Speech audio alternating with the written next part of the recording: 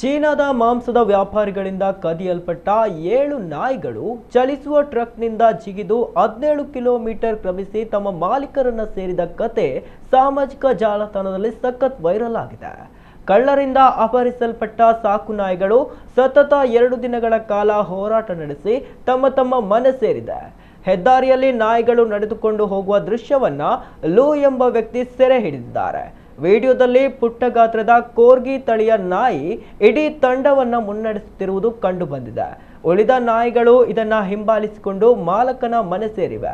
ಈ video social ಮೀಡಿಯಾದಲ್ಲಿ viral ಆಗ್ತಿದ್ದಂತೆ drone ಕ್ಯಾಮೆರಾಗಳನ್ನ ಬಳಸಿ ನಾಯಿಗಳು ಎಲ್ಲಿವೆ ಎಂದು ಪತ್ತೆ ಹಚ್ಚಲಾಗಿದೆ. ಅಂತಿಮವಾಗಿ ನಾಯಿಗಳು ತಮ್ಮ ಮಾಲೀಕರ ಮನೆ ಸೇರಿದವೆ.